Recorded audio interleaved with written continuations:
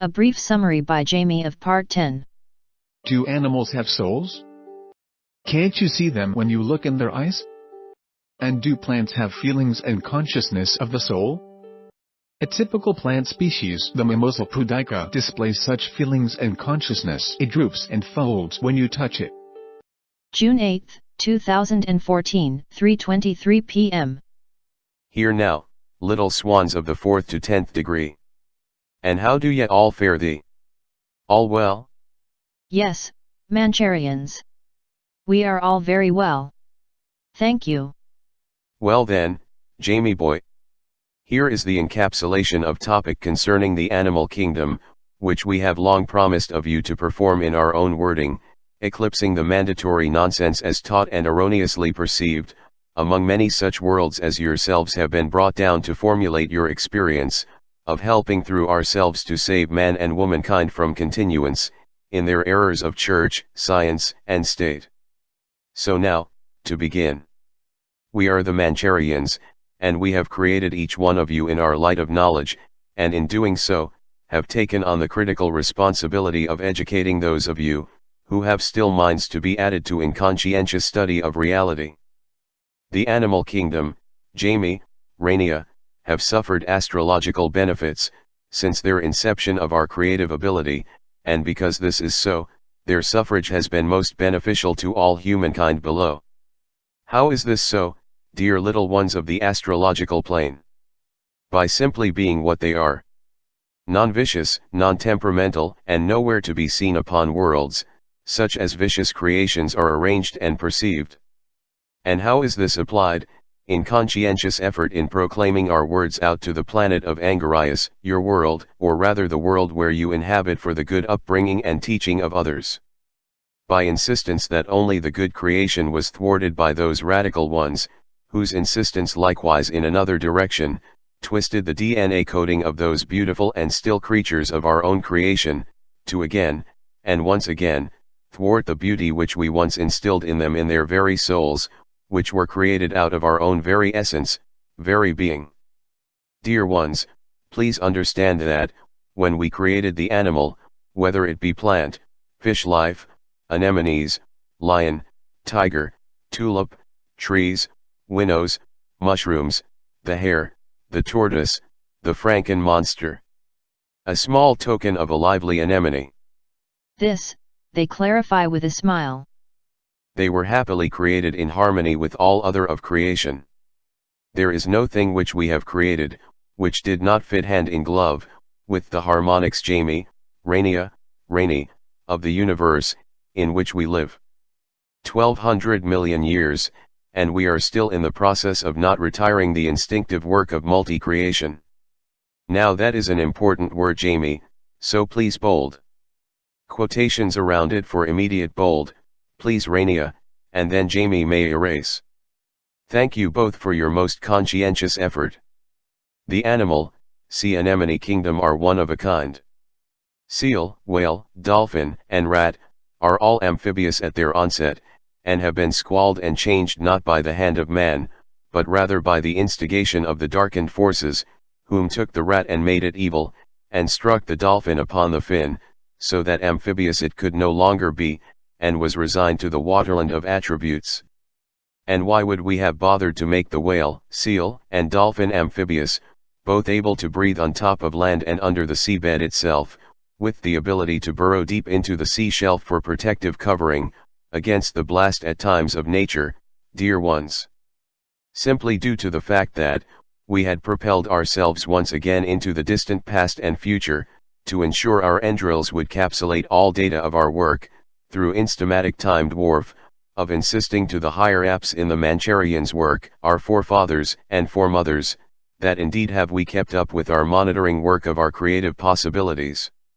So, dear Jamie, Rainy, and Rainia, have we never upended the cultivation of our species, until it was time to awrite all, which have preceded the distinctive apprehensive diagram, of how we manage and brought all of creation to the world, as well as many others, through our creative ability, which eschewed starships galore in line with the commanders and crews of such, throughout the firmament, and of ourselves can we be most proud and comforted, when we created the majority of you, with our tongue and breath for living a good and holy, which is moral and ethical life upon one or another of these planes, or worlds.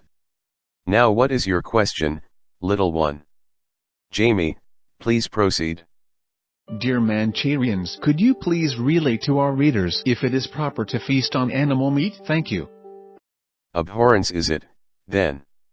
With the mere thought of obtaining the flesh and blood, as in blood sausage, of animal meat just because they are there? Jamie love, please place in the question and answer on this out of our book and we will wait, and then proceed. So what exactly happens when one feasts, as you put it, on the flesh and blood of animal meat, because not all blood is ever drained out, otherwise the flesh of the animal would not remain in the stores, a rich reddish brown, so think of that which you eat, please, dear ones, one and all, who are reading this volume for the informative quality, back you once well knew, into your souls. You are in fact, eating your own flesh and drinking along with it your own blood. How rare are you in humankind endeavors doing this act, within the overall temperance of the universe et. You once felt you were rats or sea anemones, or monkeys, or apes or the like. Well, we can assure you, that such nonsense of presence of mind is in escaping from the truth of your own highly developed essence, which is us, and only us. Goodness gracious, but how you have grown in scientific theology, and rune expression of the dice, and the cards in other self-proclamation of what is worthy to know, and of that which is not. And yet you still are like enfants, who cannot tell the difference between a dwarf plant of Astroseus, and the harmonic tree of all distant calling. A great group of fools many of you turned out to be indeed. So think upon the animal kingdom as being verily entwined in all areas of life with yourselves. You are them. They are you. You have the flesh and bone, and spark of life blood, and they have too. But what if you eat the plants then, you might ask? Good question, for plants too abhor the typification that they obtain, not an nth of good consciousness from us as well. Well, they do in fact, for the run-up of all conscious observance coming from our camp, so to speak, is most literally true. But should you eat them, the plants, knowing that they too, perform a most conscious endeavor, to that of the same status of the rest of creation? Is an ant no less than a soul evolving into the larger status one day of a ground rat? But an insect is one who will, unlike the human, evolve into a species of insect, and larger, to a small quail or snake, and will in its evolvement, rise to the higher level of beingness, not being more than another, but being just as important. So, you might ask of us, dear Mancharians, our creators, how does this benefit us, eating the crops who also maintain a universal consciousness, within the outworking of all of your creation, dear souls, belonging rightfully so, to us? We would simply say, that what you feed yourselves with will only join your bodies. In other words, flesh to flesh, blood to blood, it all goes the same way, in that it joins one another back into the same stream of beingness. So what you should ask is, why other cultures of the zodiac, for instance, abhor eating animal meat, and why we, in our first question and answer book, advise against eating your brother or sister, just because they happen to be standing next to you. The answer as usual is simple, and here it is. Rightfully so, should you abstain from hurting another living creature, just because you surmise it is less intelligent than you are, yet not less instinctive? You are a callous bunch, the most of you, and want for nothing, are grateful for nothing, and see murder as your own right. Have we not created that which you take to your table, as your own feast? Jamie, lad, please bold feast. Thank you, our son. Have you earned the right of spontaneous creation, without the assistance of the dark forces? Mayhaps not many of you have. So, to close off this special portion, we would simply remind you that, should you cohabitate with meat of your own flesh and blood, be thankful that nobody decides to turn around and eat you, for you are the source of their nourishment in churches, who flank their best to see you ingest in purgatory, I might add, of ourselves, that unfruitful diabolic blessing of the food and the wine, to ingest the parishioners with diabolic ritual, and that is all we say about that. So be warned then, that food you eat must be appreciated, and by storm must you offer back to the animal kingdom your appreciation and love.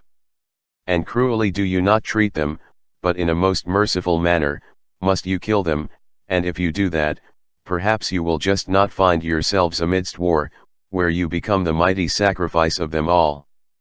Please close off this portion, Jamie, our lad, and Rainia, you both get some well-deserved sleep at this time while we keep Rainy busy with other itinerary. Good night. And good day to you, our readers of the Northern and Southern Hemisphere. Adieu, as Captain James Galiaxenanda would say. Mancharians out. Please listen for our frequency, Jamie, and sign off as we would from now on mainly have you to do, in our holy name. Salut. They're smiling. 4:24 p.m. Tying off telepathic wave frequency at coordinates Polaris 2.4. Signing off at 4:27 p.m. Out. Scribed by the hand and pen of Euthrania Sela Sentana-Ries Cortez.